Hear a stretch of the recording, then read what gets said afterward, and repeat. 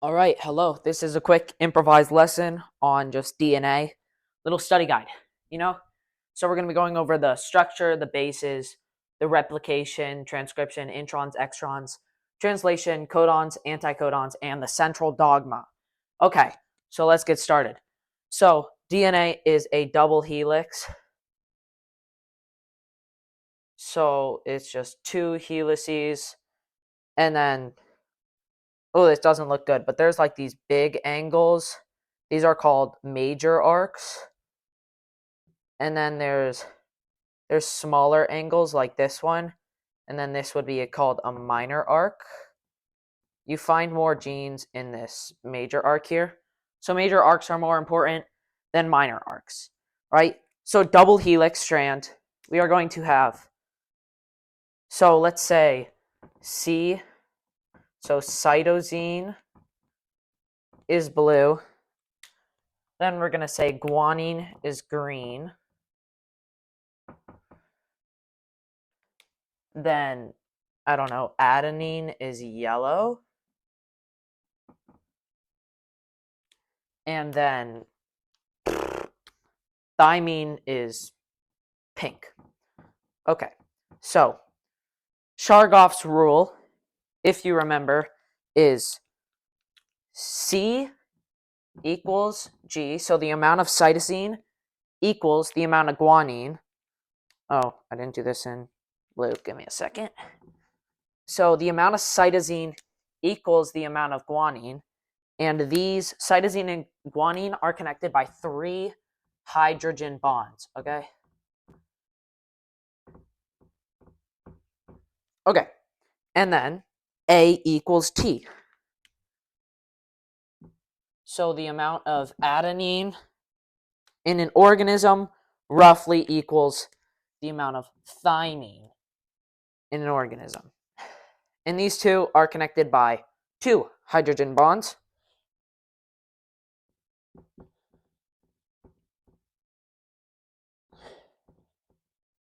Okay, so now that we have that done, we have cytosine, guanine. So you start making it, and the bases are just going to pair up, randomly. They're going to be together. So C is going to be with G, and A is going to be with T, right? So we just got this. We're just going to build a quick strand of DNA to show you what this should look like. Just a little bit of stuff all over the place. And these are all coding for well, yeah, they basically all code for a gene. So there are a lot of genes. And I just broke my marker. It's really nice. That was my favorite marker. Whatever, whatever. So C equals G and A equals T. That will be helpful. So if I say there is 36% T, you have to know 36% A. And then I say how much G, right? So 36 A, 36T is already 72%. And then I say how much G. C equals G, and there's 100%, 72%. You go 100 minus 72 is 28%. So that means, and then divide that by 2. So C is 14% and G is 14%. Right? You got to be able to do this. So there's the double helix structure. All right. There's major arcs, which are just big angles that scientists usually look at because you can find the genes there. There's minor arcs. There's cytosine, guanine, adenine, and thymine in DNA. Then cytosine equals guanine, and they're connected by 3 hydrogen bonds. And adenine equals thymine, and they're connected by 2 hydrogen bonds. All right, okay. So, let's see what we're doing next. Next, bases. You got that. Replication. All right. Replication. This is a little confusing, so give me a minute. Well, you just need to understand the difference between a leading and a lagging strand. Oh, DNA. I just erased that, but DNA, there is one strand that runs 5 to 3 prime, and then one strand runs 3 to 5 prime, and then this is called anti-parallel. They are anti-parallel, and this becomes important in replication. So, now that I got that out of the way, we can start replication. Replication is real fun, real fun. So I'm not going to be showing the bases for this, but this is just, let's say this is our parent strand.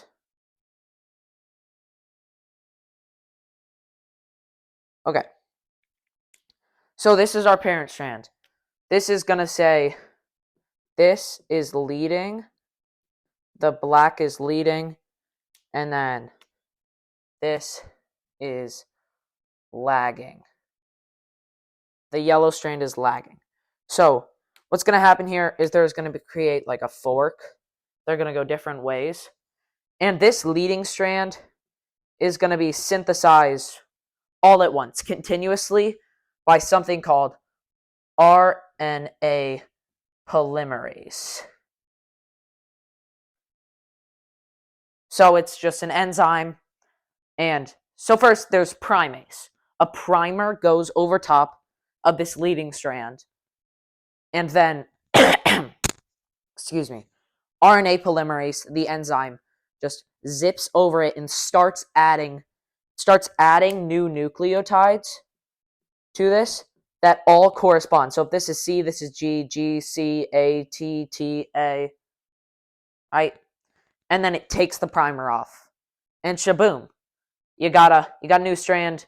And then DNA ligase, DNA ligase, another enzyme comes and zips these up. Okay, so leading strand is easy. It's replicated continuously by RNA polymerase and DNA ligase.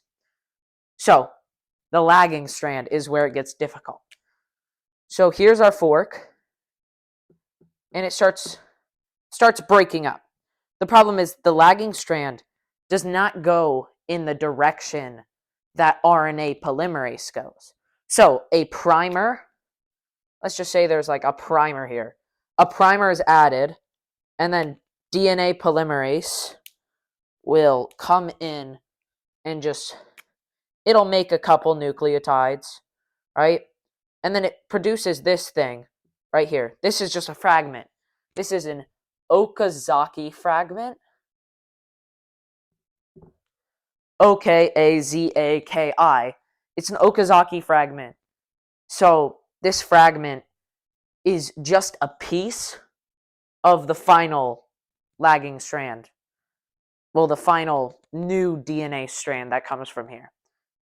And DNA polymerase keeps backstitching. So the primase backstitches and adds some primer. And then DNA polymerase comes back and it adds a little row of nucleotides. And it keeps doing that until all of them are full. Till the whole new DNA strand has nucleotides. And then DNA ligase comes and zips them together. And then at the end, you'll have 2 new strands of DNA.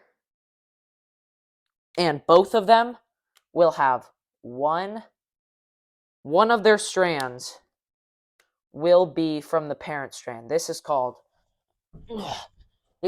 semi-conservative replication.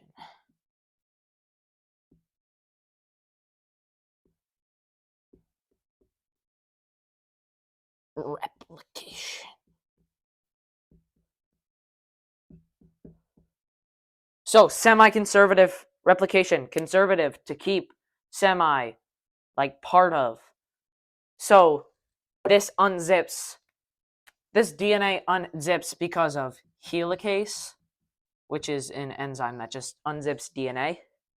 So helicase unzips this DNA, and the leading and lagging strand both grow into separate new DNA strands. So these final strands have one of these DNA strands is from the original. So it is semi-conservative because it semi-keeps. It has one new half, has one new piece, and the other one it doesn't. So unwinding is DNA helicase. Base pairing is RNA polymerase. And then joining is DNA ligase, sealing it up. Okay?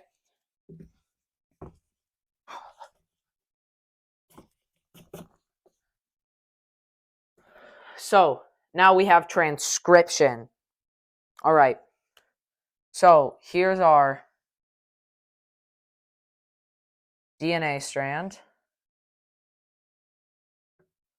Yeah, trust me on that. That's definitely DNA. So we're just going to make some nucleotides in here. Whatever, right? Whatever these nucleotides are, like cytosine and guanine, and then some adenine and thymine. All right.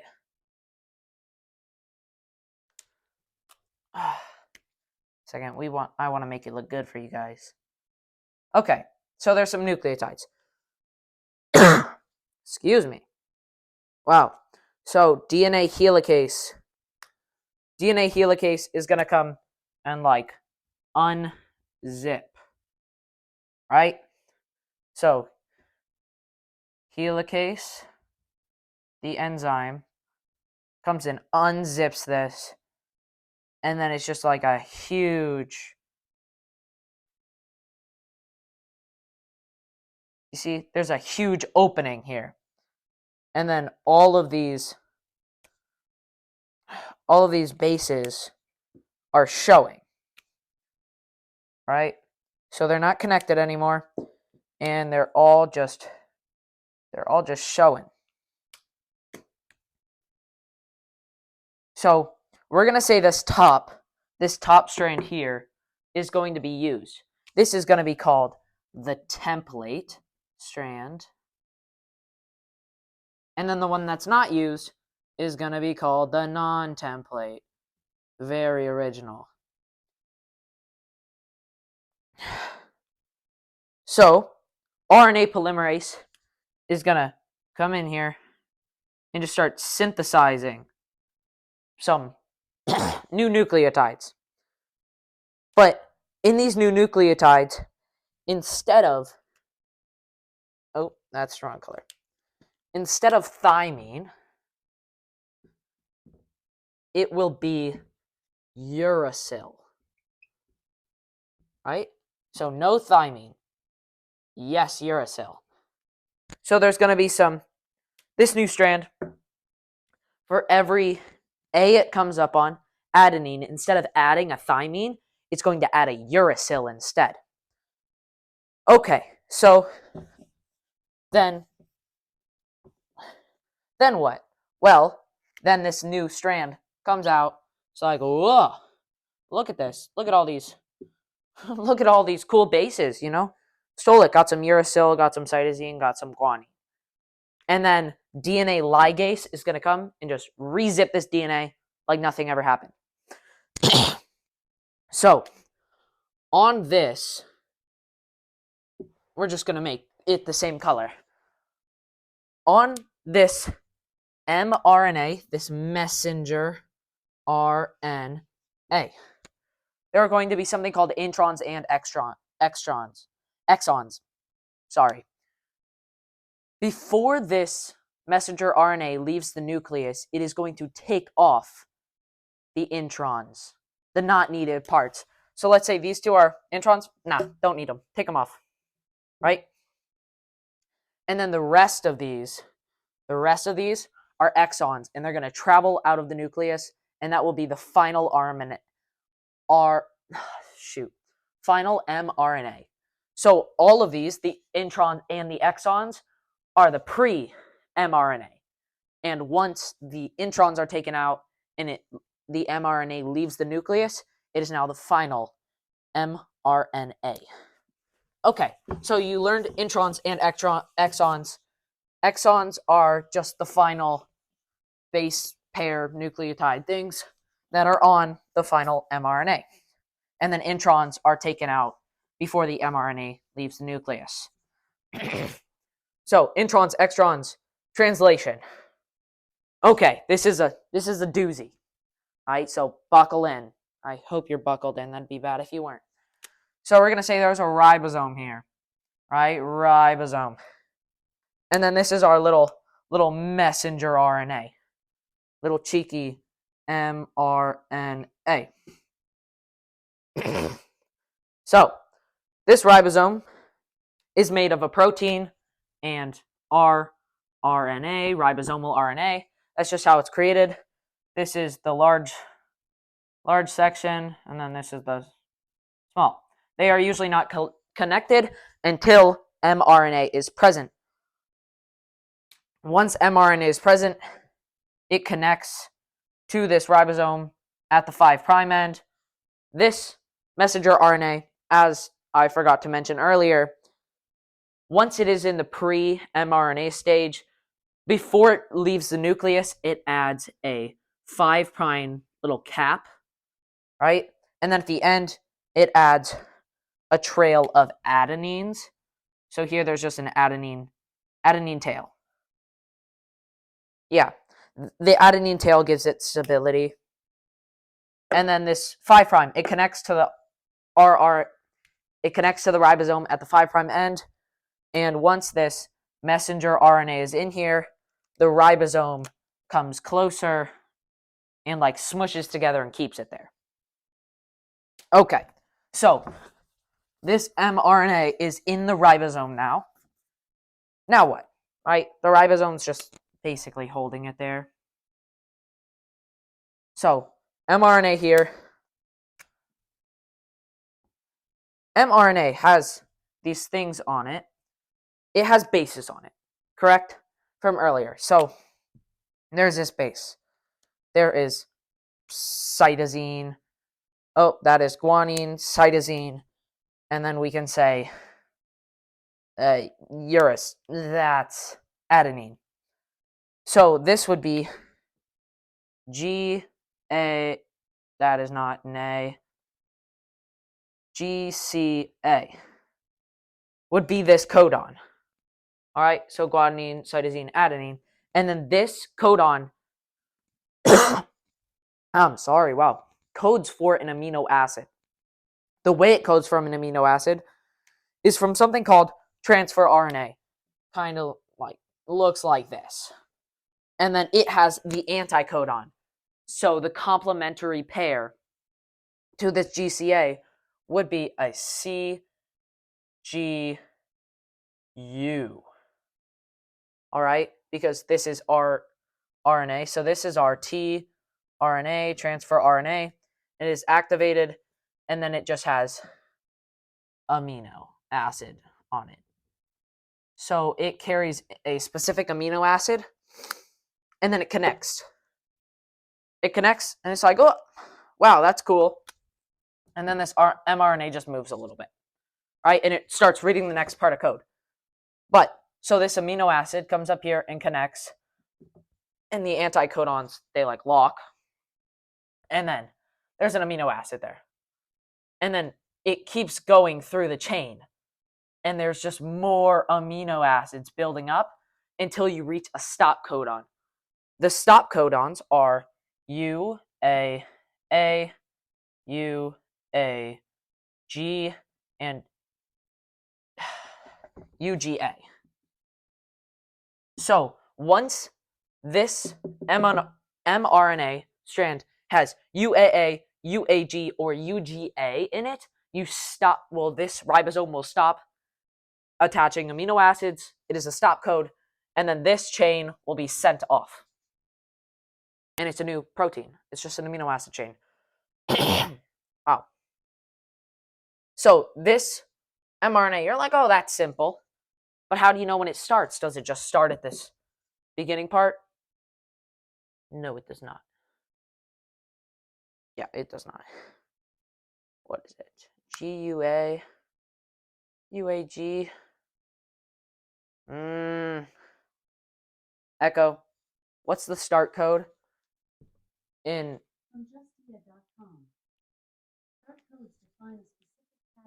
Echo off? I yeah, that was unfortunate. That was unfortunate right there. That just shows my weakness. I think it's UAG.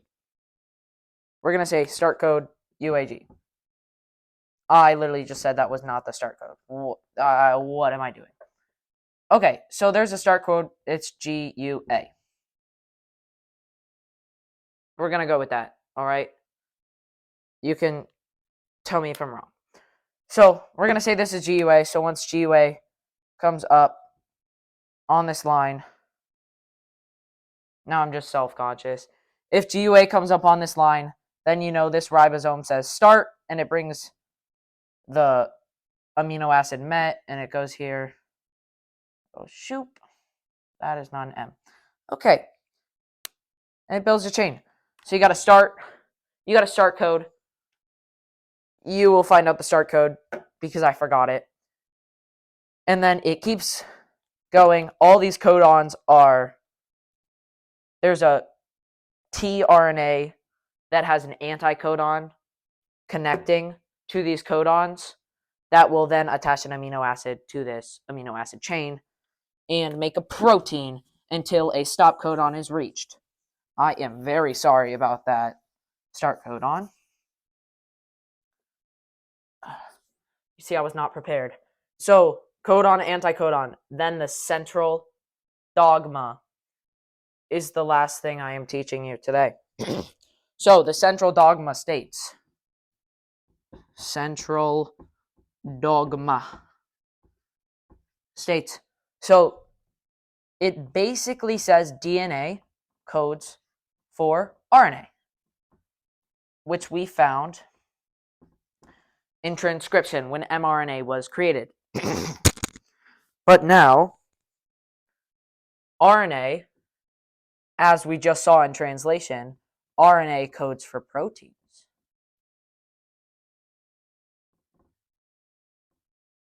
So this was a big deal in the science world for a long time because people did not know if DNA held genetic information or proteins. And finally, through many experiences and tests, experiments, they found that DNA holds our genetic information.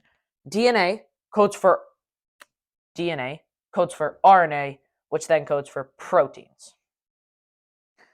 And proteins make your phenotypes, and your phenotypes make you. So, thank you for watching my not brief review over DNA. Hope it helps.